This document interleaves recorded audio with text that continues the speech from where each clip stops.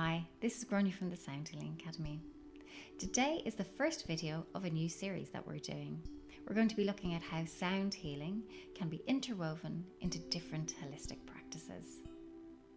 In this first video, I'm going to be talking to Samantha Jane Ronalds, who's based in Melbourne. Hi Samantha, how are you?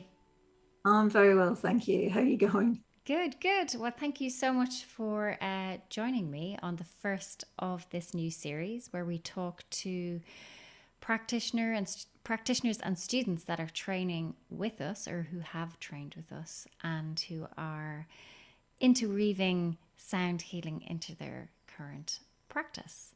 So, can you tell me a bit about how you found us and what brought you to sound? Well, I've been on my own sound healing journey for a little while I qualified as a clinical hypnotherapist, a Reiki therapist, and crystals. And I knew how powerful it was. And enjoying the sound so much, I knew that it would really help the clients that I was working with when I set my own business up back in 2015. And I actually discovered the Sound Healing Academy back in 2019 when I started my studies. Um, and the synchronicity was amazing. I knew that I wanted to study and learn more and deepen my practice. And I found you. Oh, awesome. And so you mentioned hypnotherapy. So, let's say pre your training with us, what would a session looked like with you? So, as a Reiki therapist, I do hands-on healing. So, vibrational healing therapy was my main focus, working with crystal energy.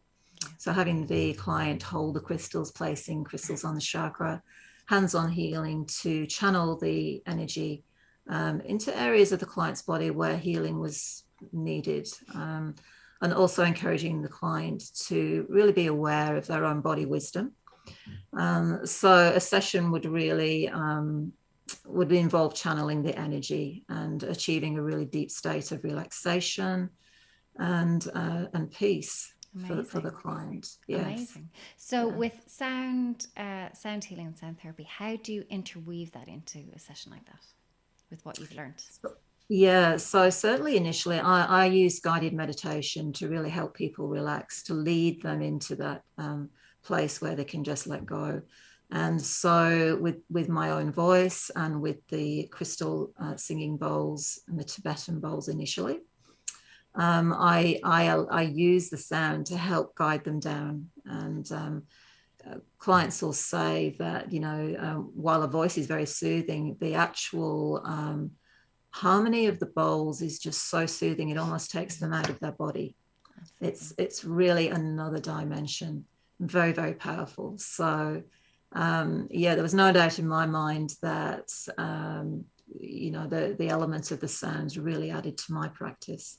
And do you use any of your tools as a diagnostic tool to help you while you're working? I tend to use my Tibetan bowls when I'm moving through, after I've done the initial connection with the client and the Mm-hmm. intentioning and letting the energy begin to flow. I'll then go through the client's energy field with a particularly favorite Tibetan bowl of mine, a 7-inch bowl.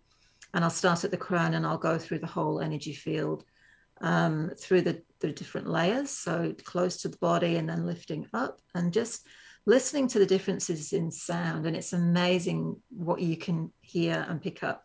And as I practiced more and studied more, I found that I was discovering more, and then feeding back to the client afterwards. They would be the synchronicity of what was matching between the two of us, what we were picking up, was really quite remarkable in different areas of their body where the sound would change.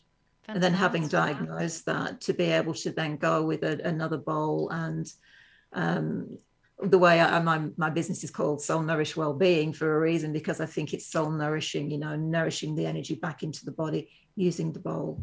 Fantastic. So the both your practices can work together, They and do. and the sound can amplify your diagnostic techniques when looking at where to Yes. go in the body. That's amazing.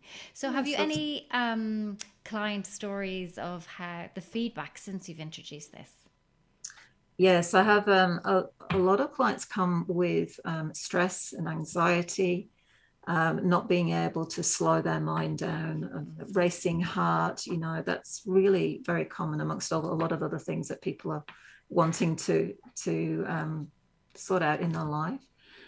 So virtually everybody will say, even after just the first session, that they are able to manage their own stress a lot better through the guided meditation that I'll do while I'm using the sound. Yeah. It's almost like the body cell memory absorbs the sound, and the moment that the client, when they've left the session, if they just close their eyes, tune back in, it's like Yes. the body cell memory remembers that experience, plus the crystals that are used that they can key into.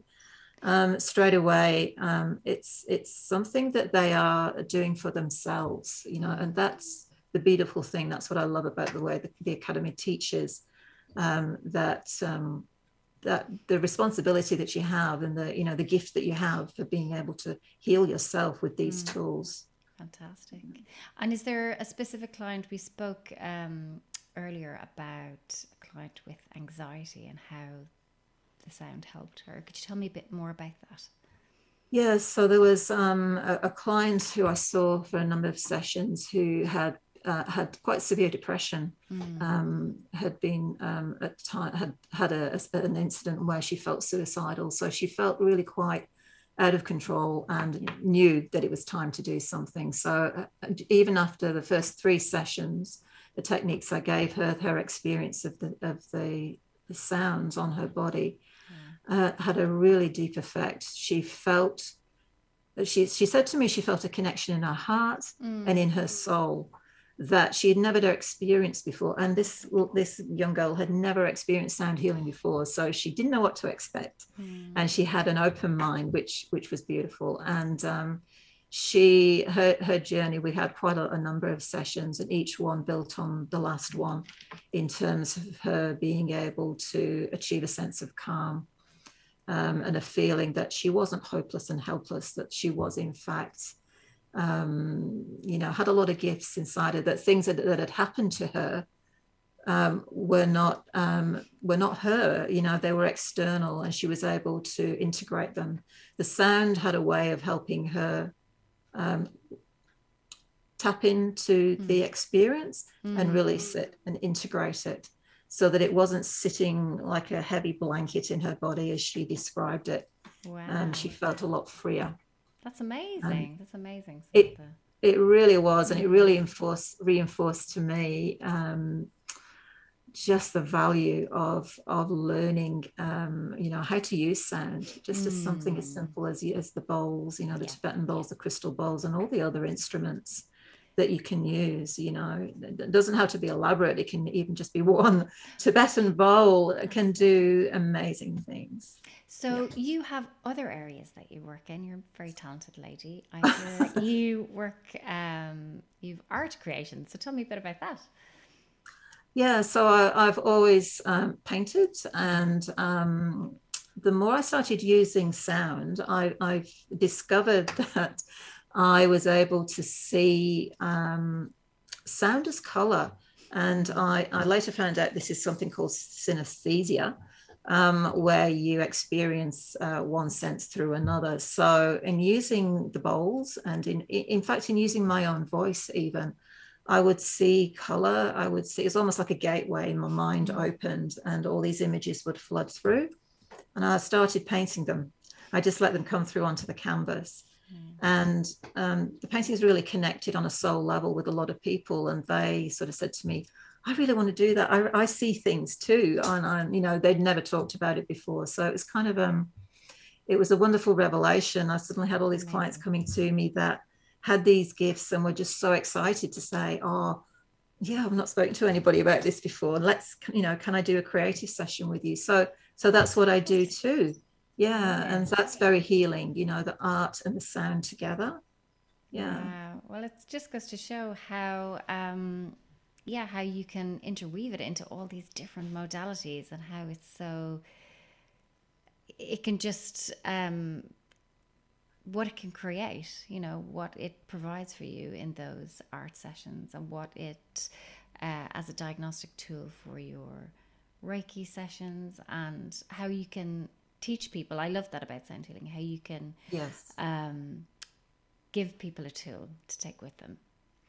Absolutely. Really it's very useful. empowering, and that is healing in itself. The fact that, quite a few clients that come to see me have been through the mental health system, and don't mean to be derogatory about any, Western medicine or, the systems that we have in place. So, they're there for a reason. But for some people, it's not enough. It's, so the lady I was mentioning before with the depression, she had been through the system and nothing had particularly helped for her. So, I think, one of my passions is the hope that this will be integrated into mainstream healing, that it's not seen as something alternative or on the outside.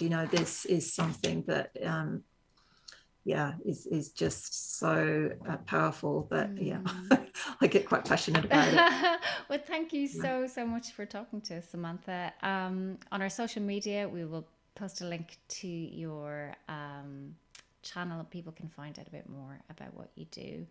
But I wish you the best in the rest of your training with us. You're doing a level 2 course with us. Is that in 1-to-1 or groups? Yes, it is. Yes. 1-to-1. So I wish you all the best with your journey. And thank you very much. Take care. Thank you. Thank you. A big thank you to Samantha, who is currently completing our level 2 practitioner course with us in Melbourne. If this is something that interests you, how sound can be interwoven into different holistic practices, do hit subscribe, as we will be covering more videos on this topic.